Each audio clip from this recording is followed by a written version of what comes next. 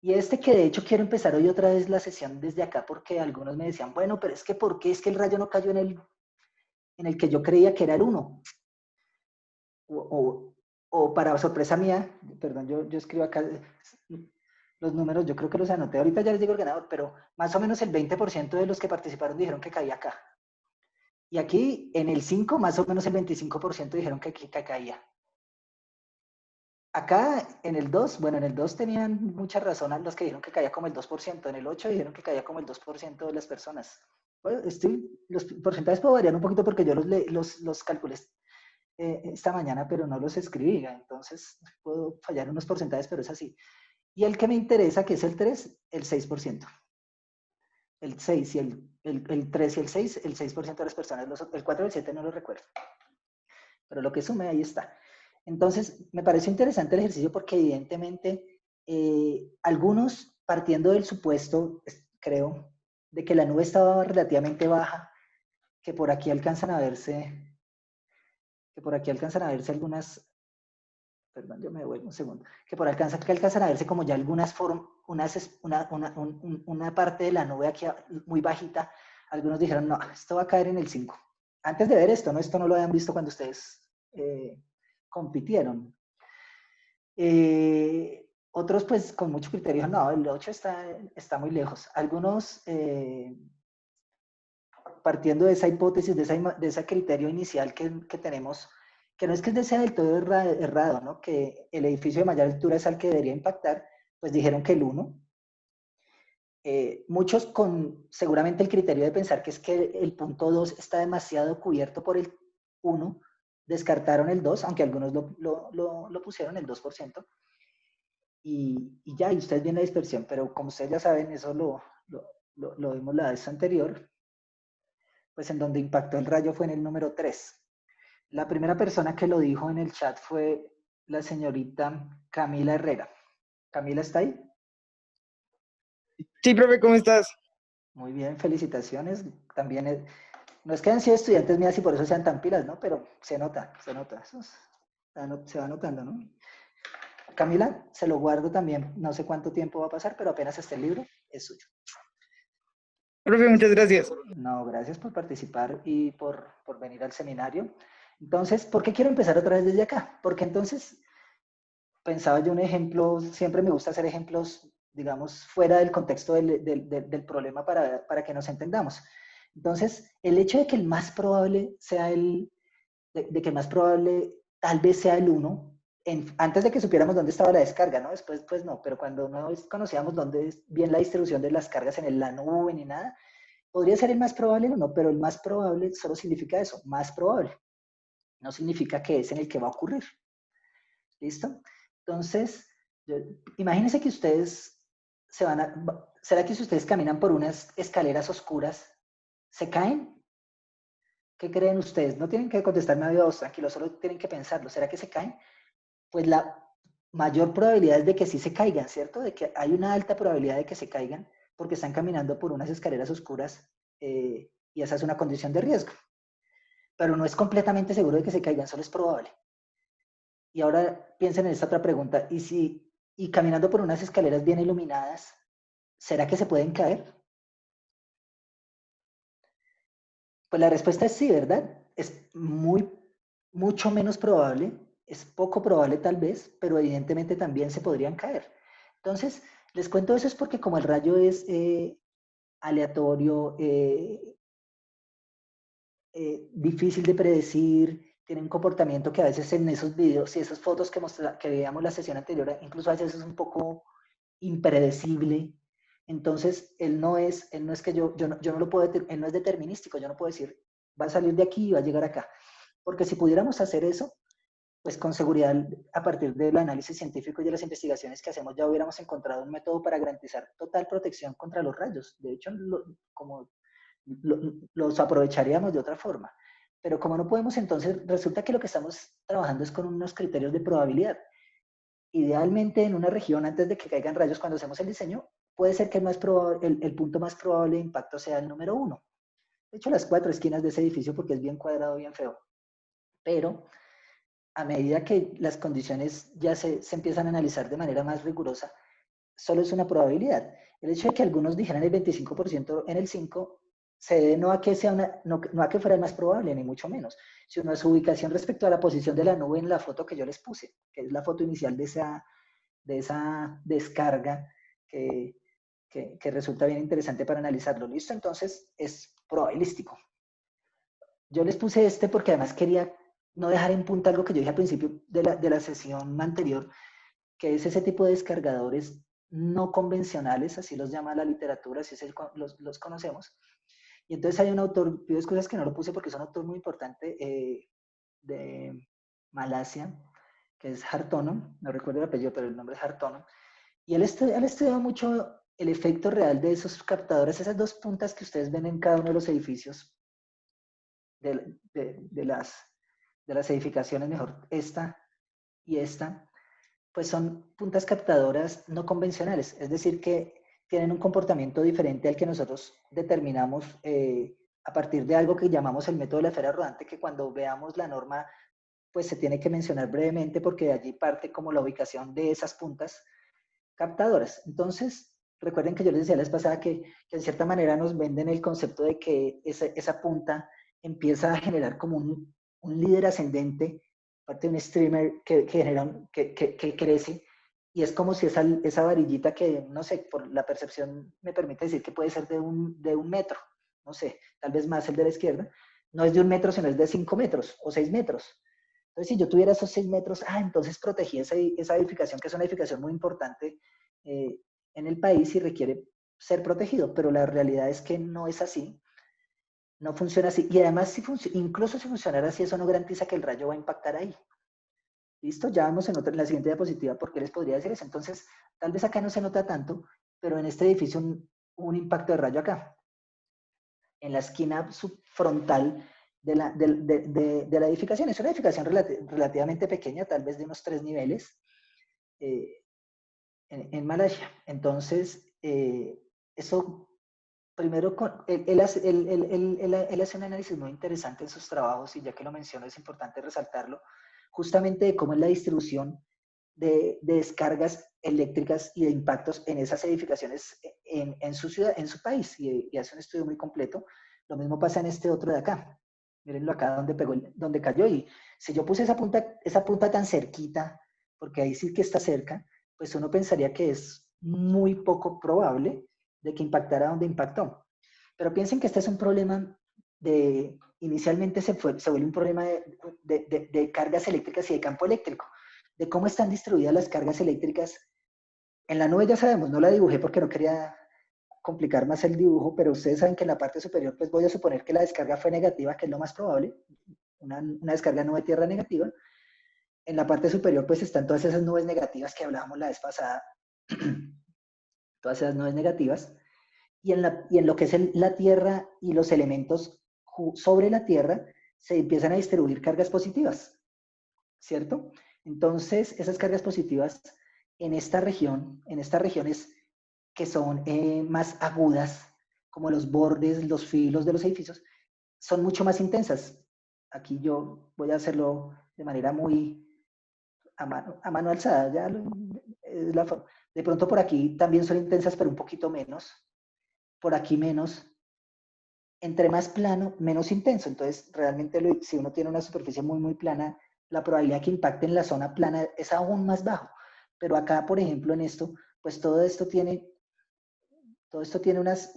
perdón, que se me saltó. Todo esto tiene unas cantidades de carguitas por acá, probablemente positivas. Así más o menos quiero poner las cantidades. Y aquí estaba así. Bueno, rojo con rosado no se ve tanto, pero por favor, en el esfuerzo podría cambiarlo, pero ya las dibujamos y ahí está. Mucho más intenso en cada una de esas 4 esquinitas. Y también seguramente aquí estaba un poquito intenso, pero no tan intenso como acá. Entonces, el hecho de que yo pusiera esa punta y aún de esa dimensión no implicaba que ahí no pudiera caer, porque no estaba garantizando algo que en la siguiente diapositiva, aunque no es la esfera como quisiera, sí les puse el cono y ya lo miramos. Entonces, voy a pasarlo acá mejor. Entonces, imagínense que un edificio, volviendo a un problema elemental, un edificio como este rectángulo que está ahí, ese tetaedro pues, que está ahí, perdón, tiene una altura X, me interesa. Y entonces la hipótesis es que si yo pongo algo lo suficientemente alto, allí no va a caerle ninguna descarga. No van a caer descargas en ese edificio porque es imposible. Y yo les contaba alguna vez con algún arquitecto y él me decía eso, no, pues que si pusiera una varilla que llegara al cielo, pues, que con eso garantizaba que no caían rayos. Obviamente él sabía que no era posible, pero era una forma de, como decir que entre más alto, fijo lo completaba. Entonces, si nosotros pensáramos en ese líder escalonado, ¿recuerdan la vez pasada hablábamos del líder escalonado? Ese que empezó a romper, a taladrar el camino progresivamente, a taladrar el camino desde la nube hasta pues acercándose a tierra progresivamente, que él al inicio no sabe muy bien para dónde va. Ese líder, imagínense que llegara por ese costado como se ve allí. Si la hipótesis de que entre más alta la varilla, más segura es la protección,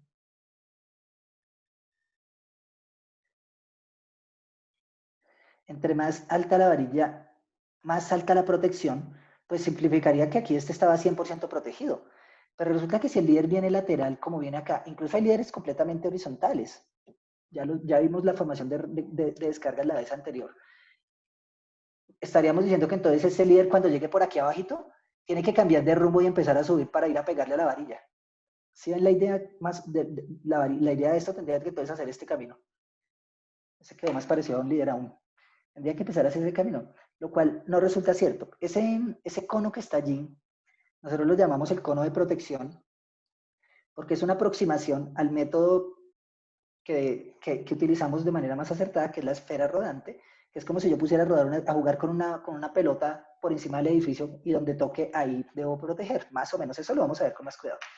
Entonces, eso resulta que no es cierto, porque lo que debemos garantizar es que en las posiciones, en función de la ubicación del edificio, de la altura del edificio y de las características del edificio, debemos proteger. De hecho,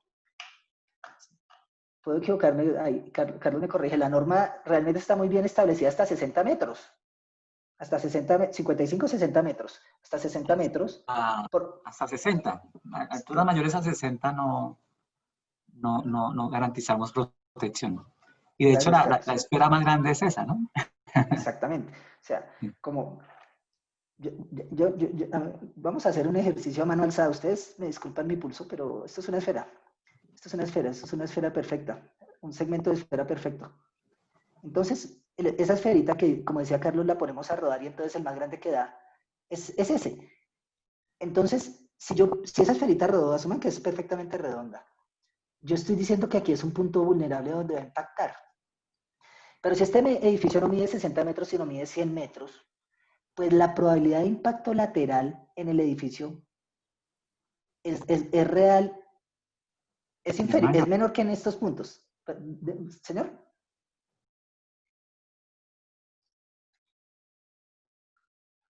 Señor. Es menor que en esas esquinas, desde luego. O sea, si yo calculo la probabilidad, aquí es más alta, aquí es más alta, aquí es más alta y aquí es más alta, luego siguen acá en estas regiones, pero acá también es probable que pegue.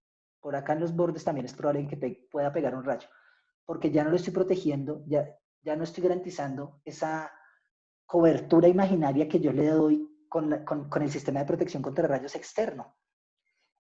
Entonces, cuando piensan en esa versión de que entre más alto va a pegar, no necesariamente, porque es probabilístico y porque además los rayos no vienen eso podría llegar a ser cierto si el rayo justo arrancó encima de esa varilla y aún así no podría ser del todo cierto porque el rayo no es completamente vertical. De resto, el rayo viene desde los lados y el ejercicio y el ejemplo, de razón, y este es perfecto porque miren que el rayo de donde viene hace que impacte donde corresponda. Y si yo tuviera mis gafas de campo eléctrico y viera qué tan intenso era el campo eléctrico en cada uno de esos edificios, encontraría una gran concentración de cargas en este punto, una gran concentración de cargas altísimas, cargas positivas en esas esquinas. Y esta foto como quedó al final, que la quise capturar así, me parecía bien interesante porque además ustedes alcanzaron a ver que estuvo muy cerca de producirse descargas en otros puntos. Eso es una competencia que yo no me doy cuenta y de pronto mi cabeza estaba compitiendo y yo no me enteré. Como somos bajitos comparado con las instalaciones, pues es menos probable, siempre es menos probable, ¿no? Por eso la probabilidad de impacto a un ser humano es aún más baja. Impacto directo, quiero decir. Bueno, entonces, y lo que está aquí al lado derecho es justamente también una representación de más o menos el arco de cobertura que me daría mi protección, dependiendo de la ubicación del sentido de la descarga. Aquí sí pensando que la descarga es casi que perfectamente horizontal. Más o menos este sería el arco de cobertura. Y eso depende, Carlos lo decía un poquito del radio de la esfera, eso depende de algo que nosotros llamamos el nivel de protección. ¿Qué tanto queríamos proteger? Y la respuesta inicial podría ser pues lo máximo que se pueda. Pero eso no es tan sencillo porque eso representa costos e infraestructura mayor para garantizar eso. Entonces uno toma decisiones de acuerdo al nivel de riesgo. Por ahora lo hacemos así, vamos a ver si la parte 2 de la norma presenta alguna otra idea, pero por ahora el nivel de riesgo que se determinó de acuerdo al tipo de uso de la infraestructura, al área de la edificación, al volumen de personas en la edificación, una cantidad de variables que son tantas que por eso a veces es un poquito complejo de utilizarla. Algunos han tenido el gusto de trabajarla conmigo en algunos cursos y lo saben, pero resulta a veces tan complejo que por eso mucha gente se hace, yo no sé si la palabra sea adecuada, pero se hace medio loco al hacer el cálculo de riesgo. Pero esa caperuza verde, ese arco verde que dibujé es como más o menos la zona de protección, creo que es collective area, de esa esquina. Si yo ya estoy en otra esquina, como esa otra descarga que está aquí un poquito más alejada, esta, pues yo ya no puedo garantizar con esta que estoy protegiendo. Puede que esto venga por acá. ¿Listo? Y si viene por este lado, pues a donde corresponda. A donde corresponda. Eso es para que lo piensen. Entonces la respuesta es que el rayo impacta en el más alto, no necesariamente. Probablemente es el de mayor probabilidad, pero no es necesariamente donde va a impactar, depende de otras cosas que tenemos que ir analizando. Y en la parte del análisis de la protección contra rayos sí que resulta fundamental eso, porque eso hace la diferencia en un buen diseño, ¿no? Justamente el tener claro el criterio y utilizarlo adecuadamente. Yo aquí puse un salto porque ya quiero saltarme hasta donde íbamos la vez pasada, pero pues quise agregar un par de cosas a partir de sus comentarios que fueron todos muy productivos, de algunos más de mis colegas. Entonces yo la vez pasada iba charlándoles un poco de algo que también es interesante para nosotros, que es el techo de la nube. El techo de la nube es la parte más baja de la nube hasta el piso. Entonces, para formarse la nube de tormenta, yo pasé un poquito rápido por allí porque no quise llenarnos de detalles en ese momento, pues se requieren unos niveles, unas temperaturas que si alcanzamos a conversar. Entonces, en esta diapositiva, que pido excusas que no puse la fuente, pero en casi todas siempre estoy poniendo la fuente porque es fundamental respetar los derechos de quien la desarrolló. Tanto en Florida como en Nuevo México, las descargas eléctricas atmosféricas ocurren fundamentalmente en temporada seca, en temporada de verano. Entonces eso hace que la nube tenga que estar más alta, mucho más alta, para lograr alcanzar las temperaturas en las cuales se producen esas partículas cristalinas que por fricción generan esas cargas eléctricas que se van a acomodar luego, como dijimos la vez pasada, positivas y negativas. Entonces, si yo miro ahí la Florida, no sé, aproximadamente está casi a 1 kilómetro de altura el techo de la nube, mientras que en Nuevo México puede estar en aproximadamente 2 kilómetros. En el caso de Japón, en Japón ocurre un fenómeno interesante y allá lo han estudiado mucho, y es que ocurren una gran cantidad de descargas positivas, lo cual no es tan frecuente. Como ya vimos, aproximadamente solo el 10% de las descargas promedio a nivel mundial son positivas. Allá el porcentaje es un poco más alto. Pero resulta que entonces miren la nube cómo es, porque primero las descargas eléctricas allá ocurren normalmente en temporada de lluvias, es decir, en invierno, temporada fría en invierno. Entonces eso hace que, más que de lluvias en temporada fría, entonces eso hace que la nube esté muy bajita para que cumpla las condiciones ya de temperaturas establecidas. Y ustedes lo ven entonces allí, a ojo yo podría decirles que el techo de la nube podría ser del orden de 500 metros. O sea, la nube está a 500 metros sobre el suelo en general de la pequeña isla de Japón. Y por eso hace que la parte alta de la nube, que es la nube, es donde están las cargas positivas, si ustedes lo recuerdan, y aquí pues evidentemente lo pueden notar, están las cargas positivas, pues no esté tan lejos de la Tierra como podrían estar estas que tienen las cargas positivas por acá. cuya altura sería muchísimo mayor. Entonces, por eso en Japón hay una intensidad, un volumen de descargas positivas mayor que en muchos lugares del mundo. En el caso de, yo ¿por qué puse a Bogotá? Por varias razones, porque, bueno, ya en lo personal, porque durante mi maestría estudié las descargas, los rayos en Bogotá, entonces era un parámetro importante conocer un poquito su comportamiento. Y pues en Bogotá hay una particularidad. Nosotros no tenemos ni invierno ni verano, eso no existe en la zona ecuatorial en la cual nos encontramos, pero nosotros estamos a un nivel de altura muy, muy superior a la mayor parte de las ciudades del mundo, más o menos 2.600 metros sobre el nivel del mar, pues un poquito menos dependiendo de dónde estemos en Bogotá. Entonces, las descargas en Bogotá podrían tener unas características parecidas a las de esas zonas donde ocurren en invierno, es decir, donde la temperatura requerida para que se produzca la nube, se forme la nube de tormenta, no es se consigue a una altura relativamente baja. No sé, en Bogotá la altura de la nube puede ser de 800 metros, algo así, relativamente baja. Y entonces era interesante en ese momento estudiarlo y de hecho por eso, y Herbert nos va a hablar de eso, el profe Herbert nos va a hablar un poco de eso, pues resulta interesante estudiarla porque la hipótesis cuando yo la estudié en ese momento era, bueno, ¿qué tan parecidos son los rayos en Bogotá realmente a los que se presentan en la zona tropical?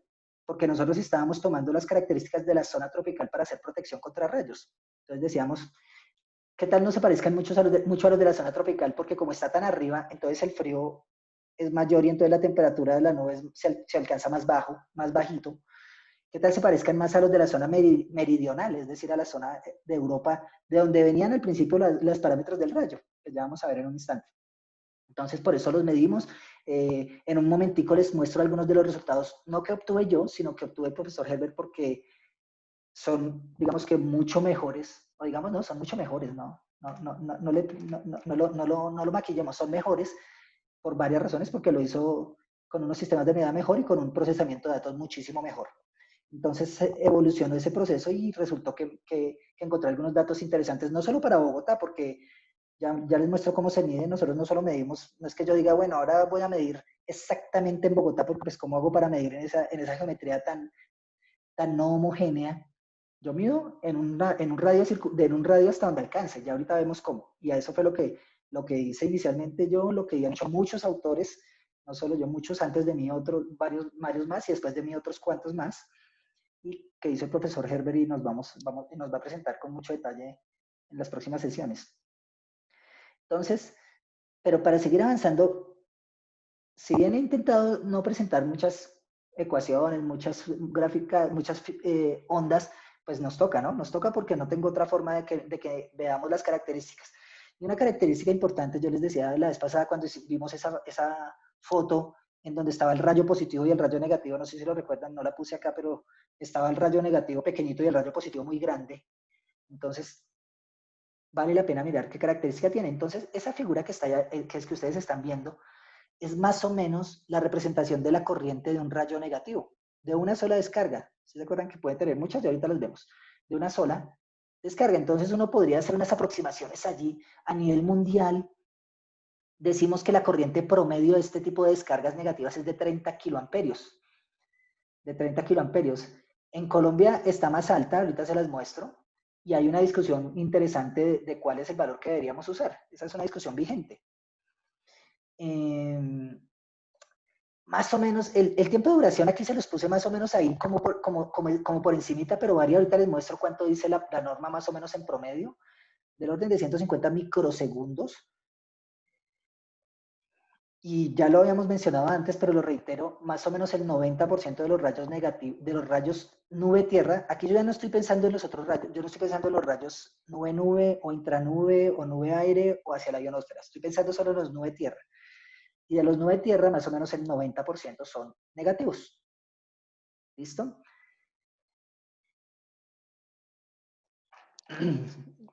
Me quedó ahí una cosa en desorden de la animación, pero no importa, yo voy a hacer algo acá que no escribí.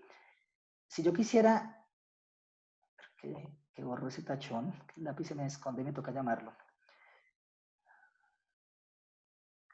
Si yo quisiera calcular algo dos parámetros que son la clave para ver qué tan severo es esto, que son la energía y la carga, Pues yo podría calcular la carga muy fácil.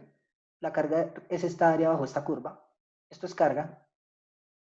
Esto que taché es la carga, que más o menos, espero no equivocarme ahorita que comparemos, creo que está en el orden, esto es carga, de 5 coulomb para el rayo negativo. Más o menos 5 coulomb es eso que yo acabo de achurar ahí. Y pues sería una ecuación muy fácil porque pues simplemente sería hacer la integral de I de t y encontraría la carga debida a la descarga negativa que está alrededor de 5. ¿Y cómo calcularía la energía? Pues porque la energía a la larga es la que destruye. Esta ahorita la pongo, pero está del orden de como 5 por 10 a las 5, más o menos, si la memoria me falla. No las escribí, por eso estoy hablando de memoria, pero ahorita las miramos. Yo siempre estoy por aquí poniendo el chat por si alguien me dice algo y lo vuelvo a ocultar para que no me estorbe, que me distrae. Entonces, pues yo cómo podría hallar la energía, pues me toca, y así se hace, con mediciones reales de la corriente, se hace el cálculo de la carga integrando, hallando el área bajo la curva, o si quiero hallar la energía, pues me toca hacer la corriente al cuadrado e integrarla en el tiempo, que es lo básico. Esto pues realmente depende, si quieren pongamos, seamos más rigurosos de una constante porque no tuvimos en cuenta ahí la resistencia. Me molesta mi lápiz, les pido excusas, pero ahí está.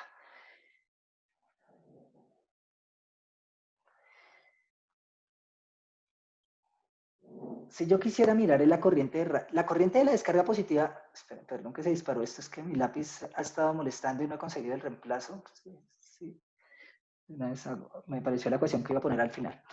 Si miráramos la descarga positiva, la corriente, uno podría tener corrientes, de hecho además, la norma habla de corrientes de por encima de 200 kiloamperios con una probabilidad muy baja, pero pueden llegar a presentarse.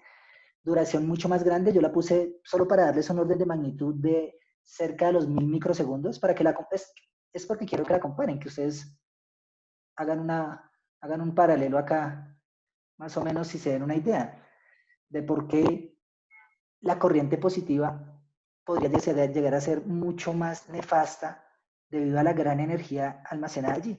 Si yo pensara en la carga para la positiva, que de nuevo pues termina siendo todo esto sería la carga. Yo creo que está alrededor de los 100 coulomb, más o menos, cerca de 100 coulomb, es decir, 20 veces más que la que tendríamos con descargas negativas. Primer stroke, la descarga de retorno, la primera descarga de retorno. Y ya lo hemos dicho, cerca del 10% de las descargas nube tierra son positivas. Hay lugares en donde es más, hay lugares donde es menos. Ya vamos a ver ahorita cómo estamos nosotros. Y yo había puesto acá que va a quedar un poco amontonada, pero pues todo tiene solución con este lapicito. Vamos a borrar lo que está estorbando para que no nos quede allí amontonado.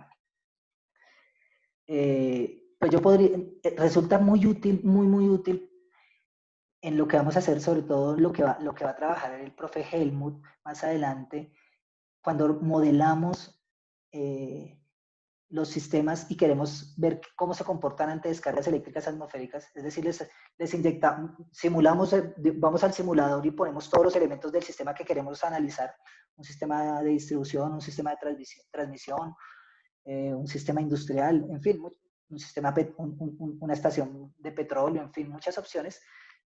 Simulamos todos los elementos del sistema, pero también simulamos la corriente del rayo.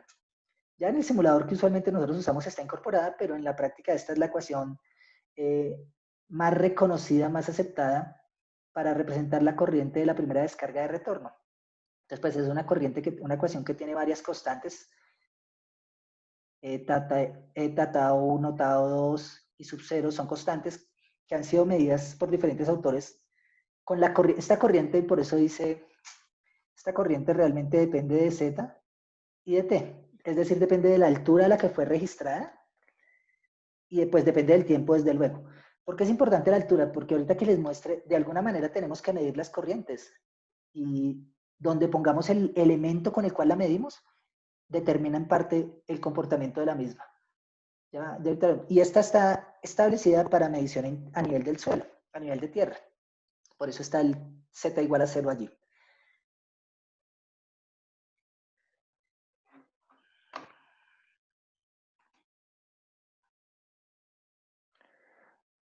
¿Qué simulador usan? Preguntan aquí. Bueno, yo creo que hay dos, hay uno básico, uno que es el que a mí me encanta y yo lo uso mucho, creo que es el que nosotros todos trabajamos, que es el EMTP ATP. Es un simulador específicamente para transitorios electromagnéticos, pero a veces se combina con otros para poder ver el comportamiento completo cuando uno quiere hacer coordinación y otras tareas dentro de un circuito, un sistema eléctrico, pero lo general es que es el EMTP-ATP.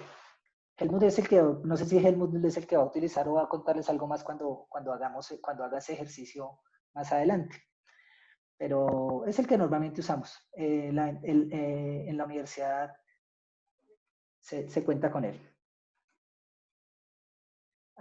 Gracias, Helmut.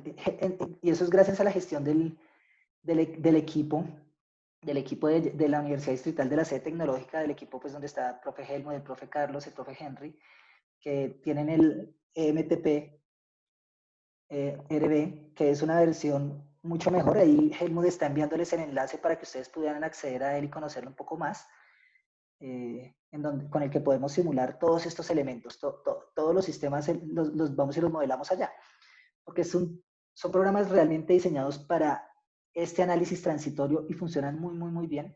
Algunos que han tenido el placer de trabajarlo a veces saben que pues tiene sus demoles, pero pues hay que trabajarlo y sacarlo adelante. Pero funciona muy bien. Entonces, esa ecuación resulta de allí fundamental. Depende, me preguntan tal vez que de qué dependían esas constantes, depende de la medición misma de la corriente. Entonces, por allá, en los grandes sistemas de medición, ahorita les muestro, han establecido esos parámetros para diferentes condiciones. Nosotros ya en el simulador los tenemos establecidos de acuerdo a, para que se cumpla la forma de onda que nos interesa. Pues reproducir muy bien en esta ecuación. En esta ecuación nos interesa reproducir muy bien el tiempo de ascenso de la señal, qué tan rápido sube, esta variación de la señal, bueno, y el pico desde luego, pero el pico es relativamente fácil de ajustar con la constante I sub 0 y la caída de la señal. Entonces esa ecuación nos permite ajustarlo. A veces se usa una más simple, pero esa es la que mejor representa el comportamiento del rayo negativo nube tierra. Yo ya estaba saltándome a esta varias veces, y esta porque tenemos que ir avanzando. ¿Sí se acuerdan que dijimos que el rayo puede tener múltiples descargas por el mismo canal? Casi siempre por el mismo canal puede tener múltiples descargas, que las llamamos descargas subsecuentes o descargas sucesivas. Entonces, imagínense que las pudiéramos ver todas. Aquí yo puse solo un ejemplo de un mismo rayo que tuvo 11 descargas. ¿Listo? Eso es lo que está ahí. Es hecho a mano alzada, entonces a mano alzada en el mismo PowerPoint. Entonces simplemente aquí representa varias cosas. Primero, que la primera descarga de retorno suele ser de mayor magnitud. Suele ser de mayor magnitud. Miren que yo lo hice más o menos, no esta escala, sino que lo que quiere decir es que más o menos, si la primera descarga de retorno tiene 3 kiloamperios, 3 veces la corriente, la siguiente podría tener 1.2 veces esa corriente. Más o menos, es una regla. Y si uno fuera muy idealista, podría ir decreciendo un poquito porque cada vez la carga vamos consumiendo la carga que teníamos en la nube. Por eso hay esa descarga, porque la nube tiene una gran cantidad de cargas y las vamos consumiendo progresivamente. Ya, como les dije la vez pasada, ante una pregunta del profe Herbert, les va a comentar brevemente cómo estimamos esa carga en la nube. Y aquí hay unos parámetros de nuevo importantes que quiero que a ojo los miren y ahorita los analizamos un poquito más. Primero, el tiempo que dura en subir la descarga. ¿Cuánto tiempo dura en llegar acá? Realmente no al pico, sino al 90, pero no interesa. Y ese tiempo en las descargas sucesivas. Entonces, si ustedes recuerdan la sesión anterior, yo les decía que a la primera descarga le toca el trabajo más duro porque le toca abrir el camino, le toca echar pica e ir rompiendo el camino. Entonces, pues se demora más. En teoría se demora más porque tiene que abrir un camino, si lo viéramos así idealmente. Mientras que la segunda, pues ya encuentra caminos más expeditos y pasa derecho.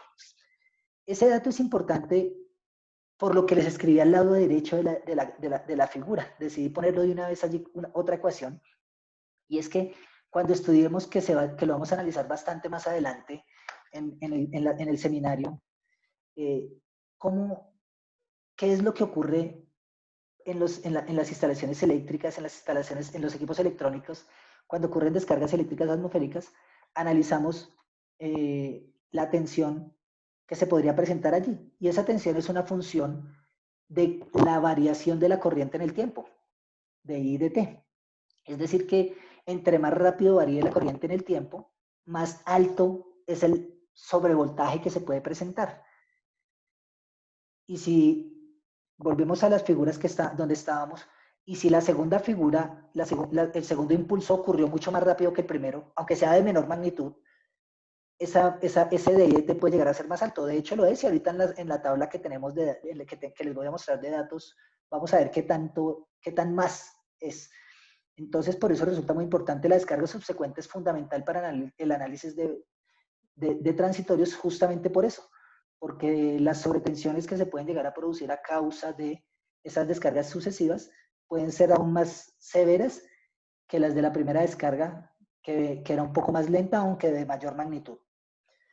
Además, bueno, ya adelantando un poco, pero todo eso lo vamos a ver en el seminario, pues también dependiendo de las protecciones podría ser que aguantamos muy bien la primera, pero la segunda o la tercera tal vez ya no tan bien, y más si son tan rápidas, porque podrían colarse a un porcentaje de la energía a través de las protecciones. Eso lo vamos a ir viendo.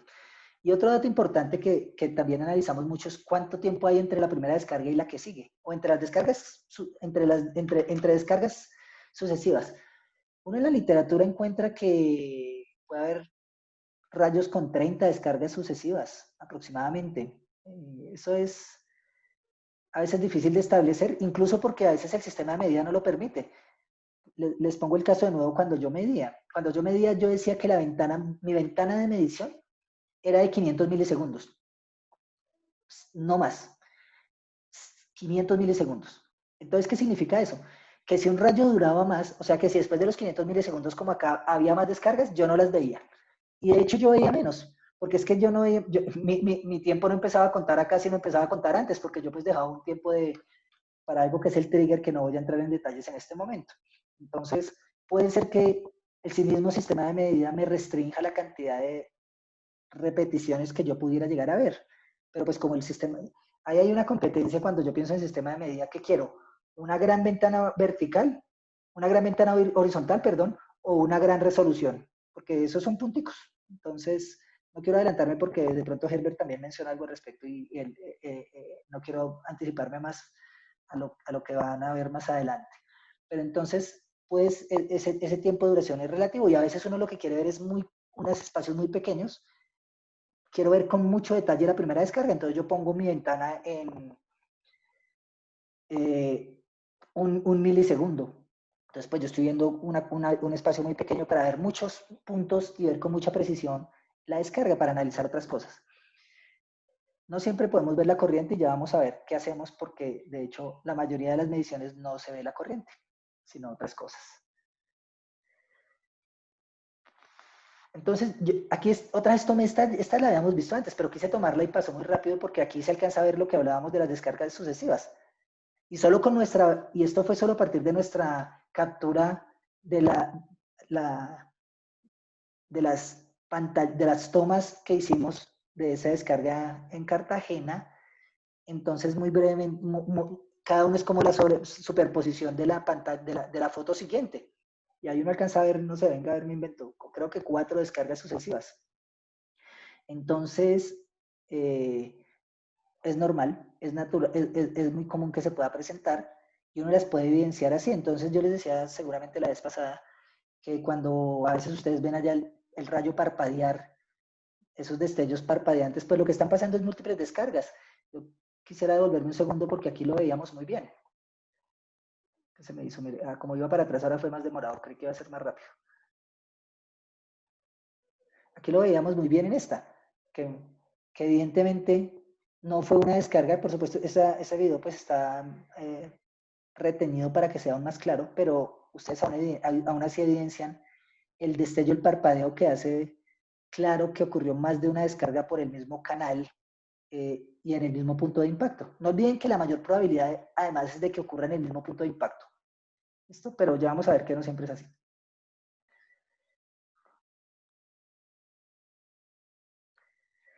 Esta tabla, no soy muy amante de las tablas en las presentaciones, pero esta es demasiado importante, porque son algunos de los principales parámetros, no son los únicos. La tabla, la norma, nuestra norma de referencia, que es la norma NTC 4552, tiene una gran cantidad de parámetros y como estos parámetros no son determinísticos, si se acuerdan que yo les dije que esto no era determinístico, no es que esto sea 100 o 200 y se acabó, sino que es probabilístico, pues lo presenta dentro de una curva de probabilidad para determinar su comportamiento.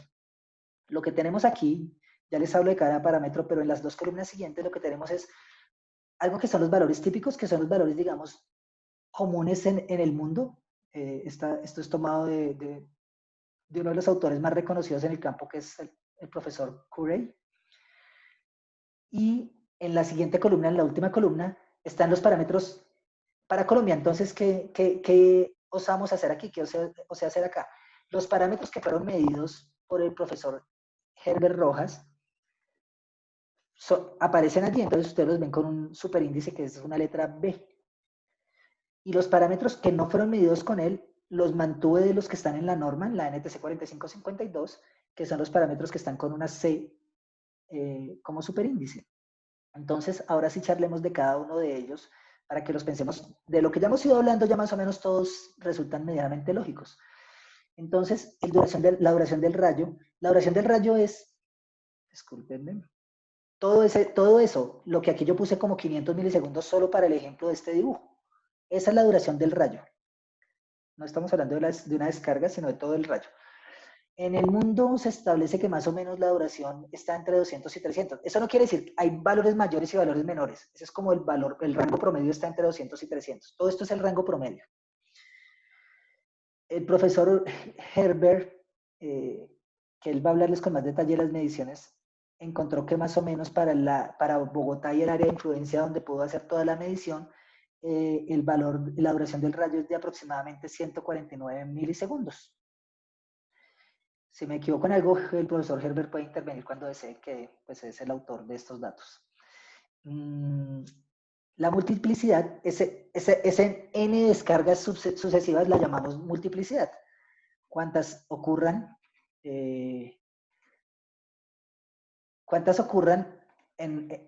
un mismo rayo. Entonces, más o menos en el mundo se está establecido que el promedio de multiplicidad es entre 3 y 4.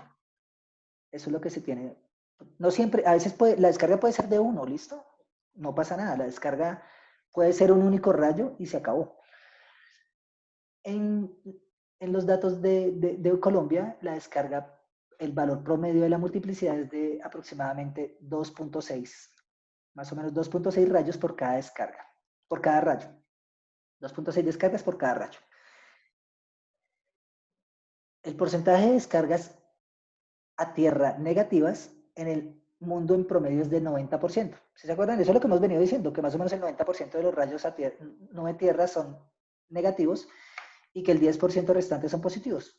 Con las mediciones hechas acá se encontró que ese promedio era del 93%. Es decir, que está muy cerca, sigue siendo, pareciera un valor bastante establecido, porque aunque aquí un poquito diferente, pues también puede depender de varias condiciones, ¿no? Depende de la temporada en la que se tomó las mediciones, aunque en este procesamiento, en esta temporada de mediciones se tomaron varias temporadas.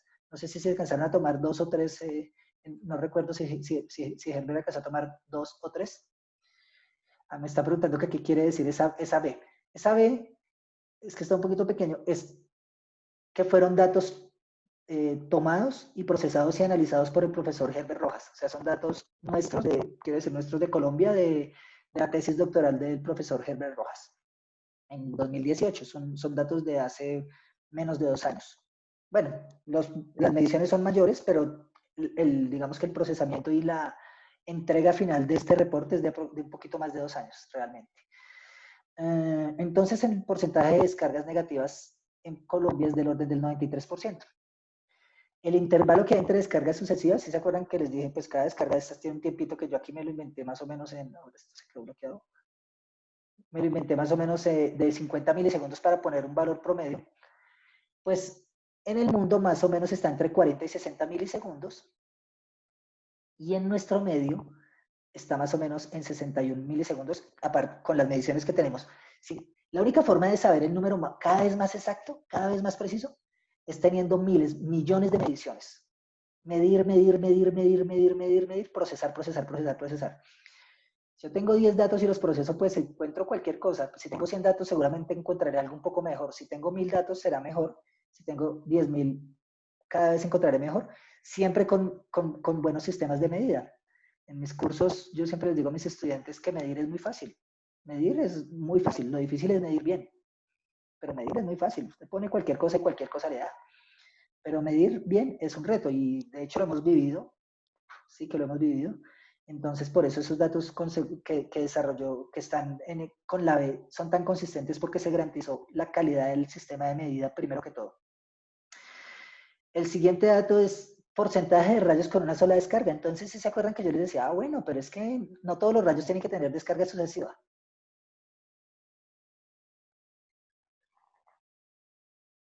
Perdón, Tatiana, no le entiendo bien la pregunta. Dice que esos valores se deben modificar en algún intervalo de tiempo. No, si me la puede O ampliar sea, para podérsela responder. sí, Adelante.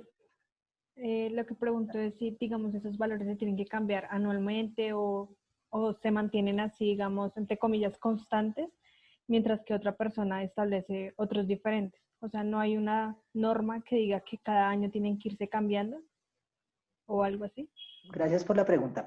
No, de hecho, la norma lo que dice es un valor fijo y ya está. El problema justamente de tener un valor fijo es que depende de cómo se midió en su momento y de qué tantas mediciones se pudieron realizar. Entonces, la manera más sana de garantizar que siempre tengamos valores consistentes es cada vez medir más. Y lo que deberíamos tener es un banco de mediciones tan abundante que pudiéramos alimentarla, porque yo no puedo sacarle a esto, tomar esto y luego tomar otros datos y sacar el promedio y promediar el promedio o cosas así. Yo tengo que tomar todos los datos y sobre los datos brutos sacar promedios siempre, o sea, siempre sobre el total de mediciones. Entonces, si Herbert tuvo n mediciones, si luego alguien tuvo otro valor igual de n, pues lo que tenemos es que ya tenemos el doble de mediciones y las podemos procesar nuevamente y de pronto ya no de 61 o el que le decía ahora 35, sino de 37, qué sé yo, puede variar un poquito. Por ejemplo, este dato de repetitividad son muy precisos, son mucho más precisos. Los datos que pueden tener mayor incertidumbre son los datos de medición de tiempo, porque dependen, y soy reiterativo, eso es la calidad de la medición. Yo ahorita puse una medición mía y les cuento más, y luego van a ver unas mediciones mucho más limpias, que son las que los que se lograron posteriormente con Herbert, justamente por eso. Entonces, entre más datos tengamos y mejor procesamiento, pues más precisa la medida. Pero todo esto luego llega a la norma que casi que usted lo decía ahí, si no hay algo que nos estandarice, pues sí, la norma dice estos son los valores y los tomamos como referencia. Yo aquí por eso les decía que osadamente los cambié en función a lo que se ha medido recientemente, pero los que están en la norma pueden ser diferentes y de hecho lo son, porque dependieron de su momento de las mediciones, de las N mediciones que se hayan hecho y el procesamiento que se haya hecho. Eso no quiere decir que estén mal, ¿listo? Solo quiere decir que con nuevas tecnologías, con circuitos electrónicos un poco más modernos, con más criterio para el procesamiento de datos, porque algo que le trabajaron mucho en esta fase de medición fue el procesamiento de datos, podemos tener valores de pronto un poquito más precisos, que es diferente a decir que los otros estén mal. Entonces, volviendo a la línea en la que iba, el porcentaje de rayos con una sola descarga en el mundo está alrededor del 20%. Es decir, que de cada 10 rayos que caen, 2 solo tienen una única descarga que cayó y se acabó el rayo. En Colombia, más o menos el 35% de los rayos que se midieron tenían esa connotación. Más o menos el 35% de los rayos que se midieron tenían una sola descarga. En cuanto a la corriente pico, entonces, hasta ahí los datos que podríamos tomar de ese sistema de medida, porque ya vamos a ver los sistemas de medida, el profesor Herbert no midió corrientes, él nunca midió la corriente del rayo, porque ese es un proceso bien complejo, ahorita lo miramos en un segundo. Entonces, ya de aquí en adelante, estos son los datos que tenemos en la norma técnica colombiana, en la NTC 4552. Siempre miro la hora porque me puedo extender a veces contándoles tantas cosas tan interesantes. La corriente de pico de la primera descarga de retorno en el mundo está establecida en promedio en 30 kiloamperios. Y en Colombia estamos en 45 kiloamperios. Lo que se encontró en su momento es que al hacer el análisis con los datos, sobre todo medidos en Brasil, encontramos que más o menos el valor verdadero de la corriente que se debería emplear era de 45 kiloamperios. De eso hay una discusión muy interesante y de hecho espero que el profe Carlos, que ha sido el que la ha liderado, pueda contar un poquito más en su momento para que entendamos por qué ese dato está. Ese dato es esencial, ese dato no es menor, de pronto lo debería haber puesto de primero.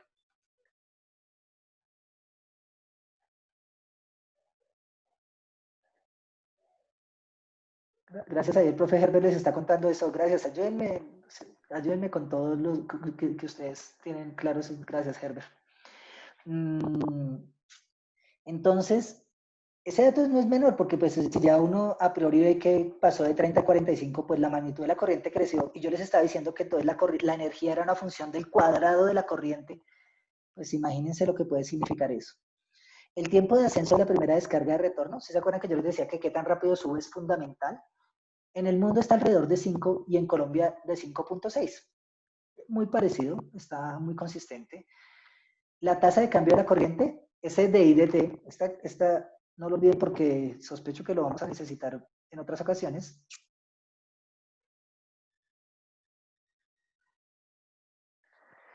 Para la primera descarga, en el mundo está entre 10 y 20. Y en nuestro país lo tenemos establecido en 19 kiloamperios por microsegundo. No me equivoqué con la carga, menos mal, dije que era 5 y efectivamente la carga de la primera descarga de retorno es de 5 coulomb. Tanto en el mundo como en Colombia está establecido en el mismo valor. La corriente de las descargas sucesivas en el mundo está alrededor de 12 kiloamperios y en Colombia de 16. Entonces miren que la primera descarga en el mundo estaba en 30 y las siguientes en 12. En Colombia está en 45 la primera y las siguientes en 16. Entonces la primera es significativamente mayor en cuanto a valor máximo alcanzado, ¿no? El tiempo de ascenso de las descargas sucesivas es de 500 nanosegundos para el mundo y para Colombia de 700 nanosegundos. Entonces mire que mientras la primera descarga subía en 5 microsegundos, esta subía en una décima parte. Eso es lo que está diciendo ese dato. Y en la tasa de cambio, por eso la quería resaltar otra vez. Y la tasa de cambio para las descargas sucesivas en el mundo está entre 50 y 100 kiloamperios por microsegundo y en Colombia en el orden de 30 kiloamperios por microsegundo. Y si se acuerdan que antes en el mundo donde más se ve el cambio estaba más o menos entre 10 y 20 y pasó a 50 a 100. Si lo hiciéramos linealmente aumentó 5 veces. En Colombia estaba en 19 y pasó a 30. Allí el aumento fue muchísimo menor, pero no por eso es despreciable. Y la carga asociada a esas descargas sucesivas es de más o menos un coulomb. Esa no lo había dicho, bueno, es de más o menos un coulomb, porque pues el área o la curva, perdón, me devuelvo de nuevo, pues recuerden que la carga para esta era toda esta, mientras que para esta es esta. Por supuesto es menor, y es más o menos la quinta parte, tanto en el mundo como en Colombia. Hay más datos y la norma es muy generosa en su descripción de los diferentes parámetros de radio, pero considero que esos son los principales desde el punto de vista de lo que queremos analizar acá y de lo que vamos a utilizar. Hay otro tipo de parámetros que son de incidencia, que están asociados ya a la recurrencia de las descargas. Entonces, el primer parámetro que usamos, que en el mundo se utiliza hace mucho tiempo, es un parámetro que se define como el número de días tormentosos al año. Entonces, imagínense, hace ya muchísimos años, que para determinar qué tantos rayos caían en una región, la forma en la que lo hacíamos era contando los rayos que caían, los días en los que caían rayos. Entonces, si uno, sobre todo, oía un trueno, contaba ese día, casi que tenía el calendario de rayos y lo marcaba. Entonces, estos mapas parten del hecho de contar los días en los que cayeron rayos. Eso tiene una limitante muy fuerte, y es que podría ser que cayó, que en una región ahí, por ejemplo, como las que ustedes ven, rojo es lo más malo, rojo como el que se ve en, en la región central de África y Madagascar, incluido Madagascar, porque Madagascar es África, y Madagascar, en unas regiones por acá, en Sudamérica, acá no lo alcanzan a ver, pero por aquí también, en esta región de Colombia, y lo mismo hacia las islas en Australia. Entonces, pero podría ser que en una de esas regiones efectivamente tiene 200 días tormentosos al año, perdón, 200 días tormentosos al año, pero cada uno de esos días cayó un solo rayo. Entonces, si a mí me dicen que todos los días del año va a caer un único rayo, de pronto no es tan grave, ¿cierto? Pero si a mí me dicen que los 200 rayos cayeron un solo día, de pronto es más grave. Esa todavía no es densidad, ya ahorita la vemos, ¿listo? Entonces, ese es un primer parámetro que usábamos mucho, que se usaba mucho, cuando todavía no había unos sistemas de medición un poco mejores. Entonces, me decía, era un indicador bueno, es peligroso porque en esta región muchos días del año caen rayos. Eso es lo que significa, muchos días del año caen rayos.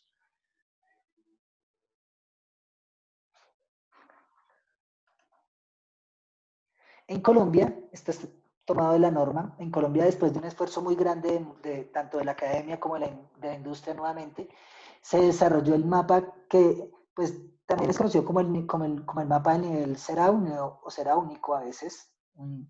Y esas líneas que ustedes ven son líneas isoseraúnicas. Es decir, que en un mismo lugar, por donde pasa la línea de 90, voy a hacerme bien a la derecha para que me quede fácil, aunque los que interesan no están allí, que todo esto por donde lo que hay allí tiene el mismo nivel seraúnico. Seraúnico, eso es lo que significa. Todo esto, venga a ver si la puedo seguir, ¿sabes? Que no lo había pensado, pero venga a ver. Ay, se me perdió ahora el 90.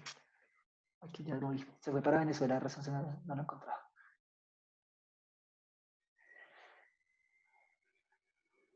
¿Listo? Lo empecé allí, ahí ustedes ven que continúa, no interesa. Ah, pero sí, sí me sirve para algo que les quiero mostrar. Me salió perfecto, más bien.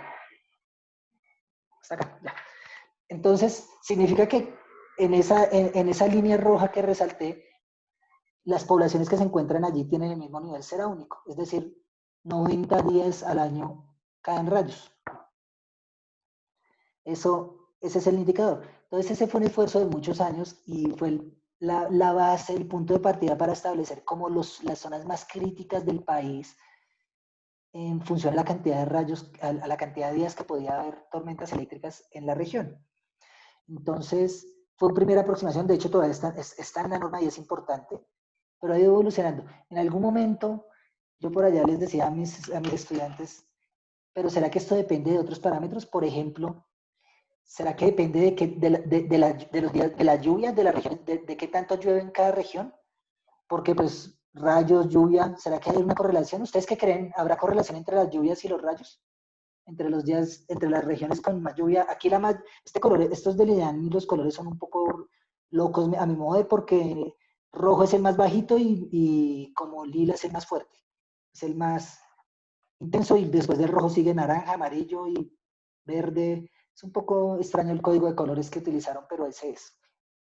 ¿Será que a mayor lluvia, mayores descargas eléctricas atmosféricas, más días tormentosos? Esa era una pregunta, ¿no? La queríamos, que empezamos a hacer, venga que alguien aquí dijo algo.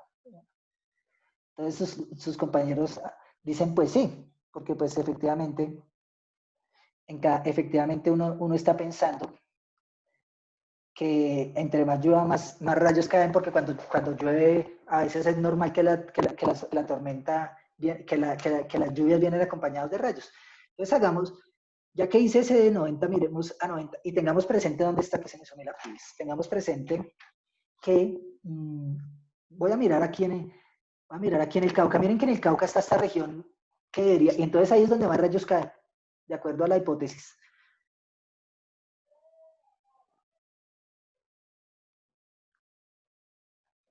Entonces, como preciso y si cambié de diapositiva, la voy a resaltar brevemente.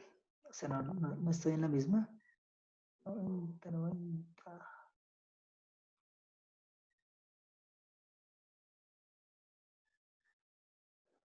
Voy a hacerlo si no hay. Y pues este es 150.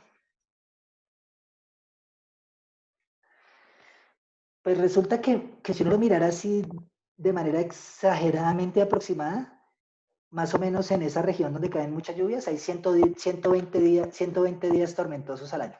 Más o menos. ¿Listo? Más o menos 120 días tormentosos al año. Aproximadamente. Pero si ustedes empiezan a mirar para acá, pues uno encuentra regiones con 240 días tormentosos al año. En nuestro país, perdón, que se disparan. 240 días tormentosos. Voy a irme acá porque esta región resulta muy importante para los estudios que se han hecho. Por acá donde está 240, 240, 240, 240. Más o menos esta región. Pero allí uno mira las lluvias y más o menos eso es verdecito, o sea, está como en la mitad, mírenlo por acá, no importa la magnitud, está como un poquito, ni siquiera en la mitad, está en menos de la mitad. O sea que pareciera que no es directamente, no hay una linealidad entre las regiones lluviosas y las regiones tormentosas, para que nos entendamos. Uno podría encontrar correlaciones, pero no una relación lineal entre esas dos condiciones. No necesariamente, porque si fuera por eso, de hecho, en la región donde más fuertemente llueve también resulta ser por acá en el Chocó. Y por ahí no es tan alto tampoco el número de rayos. Y para los que pregunten por Bogotá, en Bogotá llueve muy poco, en Bogotá llueve, pero cae poquita agua y caen poquitos rayos. Ambas cosas. O sea, ahí parece que no es tan diferente. En Bogotá, venga a ver qué se me haría Bogotá. Más o menos por acá. Con mucha aproximación porque es como están cerquita, pero voy a suponer que ese pedacito es suficiente, más o menos 120 días tormentosos al año, y está en la región como amarillita de las lluvias, o sea, miren la nada más acá. Entonces, ahí más o menos sí tiene una cierta correlación. No son tantos días tormentosos al año y no es tanta la cantidad de agua que cae al año. ¿Listo? ¿Vamos bien hasta acá? Siempre me pueden interrumpir. Entonces, era solo una hipótesis, así hemos hecho muchas cosas en la investigación, como cuestionar y hacer preguntas simples de relaciones entre variables, a ver si surge algo interesante. Esa era una pregunta en ese momento y pareciera que no es tan lineal y que hay otras variables más importantes que ya podemos ir explorando brevemente. Pero sigamos. Otra forma de ver muy bien, muy interesante de ver el efecto de los rayos en las diferentes regiones del mundo es la densidad de rayos por kilómetro cuadrado. Este mapa es de la NASA y dice cuántos rayos caen por kilómetro cuadrado al año. ¿Cuántos rayos por kilómetro cuadrado al año? O sea, en un área de 1 kilómetro por 1 kilómetro, ¿cuántos rayos caen ahí en un año? Entonces otra vez ustedes ven aquí en el África Central, ven por aquí en la parte norte de Sudamérica, que hay una alta densidad de rayos, es decir, que caen cerca podría llegar a encontrar unas regiones con 100 rayos por kilómetro cuadrado al año. En nuestro país no, nuestro país no, es mucho menor, ahorita les muestro el dato, pero con una alta cantidad de rayos allí. Entonces, ese es un indicador también muy interesante, pero también podría tener sus aristas. Uno podría decir, bueno, caen 100 rayos por kilómetro cuadrado al año, pero todos cayeron el mismo día. Podría ocurrir, estoy hablando de una probabilidad baja, pero podría ocurrir si cayeron 100 rayos en esa zona tan pequeñita, pero todos cayeron el 17 de octubre. Después, en los otros 364 días no cayeron rayos allá. Entonces, pues toca sopesarlo. ¿Cómo hacemos eso? Lo iremos conversando, pues hacemos análisis mensuales, hacemos análisis por periodos de tiempo más cortos, hacemos análisis en diferentes años porque esto varía mucho. Por ejemplo, con estas condiciones de fenómenos de niño, fenómenos de niña, cambio climático que es una realidad, pues hace que las condiciones vayan cambiando, que no sean, que uno no pueda poner eso como una foto. Esta es una foto, pero esa foto, si yo la tomara hoy, si yo la recogiera hoy de la NASA está distinta, o si la recogiera mañana está distinta. No es que saquen todos los días, pero es para hacerles un ejemplo. Estaría distinta porque está cambiando. Entonces, nosotros cómo hacemos, y eso lo vamos a ver en las sesiones posteriores del seminario, pues vamos viendo diferentes condiciones, diferentes periodos de tiempo, lo analizamos en un periodo corto, en un periodo más largo, lo cruzamos, en fin, varias formas de procesar la información. La información está, pero a veces procesarla es el reto. este mapa de la empresa Vaisala, que de hecho, con la cual de hecho estamos trabajando en algunos de los proyectos para poder hacer análisis de esa información. Es un mapa más desactualizado, ya hay más reciente, pero decidí tomar este porque, entre otras cosas, en el libro ese que les digo que ya está y que algunos de sus compañeras se ganaron, pues usamos este mapa porque era el que teníamos a la fecha. Entonces allí Daniel en su trabajo le hizo un zoom a Colombia, porque otra vez, a veces nosotros estamos acostumbrados a que el rojo es el más intenso, pero aquí el más intenso es el azul. Entonces ustedes ven que hacia la región norte de Colombia hay mucho azul.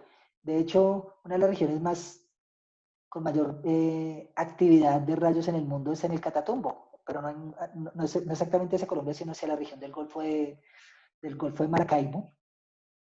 Es una de las regiones del mundo con mayor intensidad, con mayor actividad de rayos. Y entonces, pues obviamente eso está muy impacta hacia Colombia, hacia la región de la zona nororiental de Colombia.